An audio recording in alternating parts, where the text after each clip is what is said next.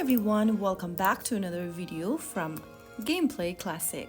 In this video, we will be learning how to change avatar on Hill Climb Racing 2.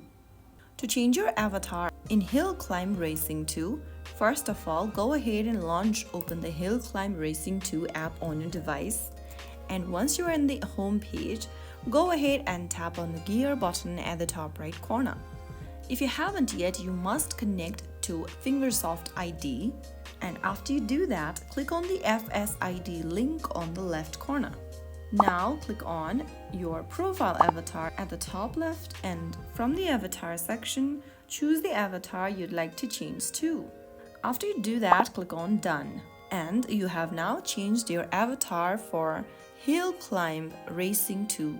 So that is how you can easily change your avatar or your profile picture in Hill Climb Racing 2.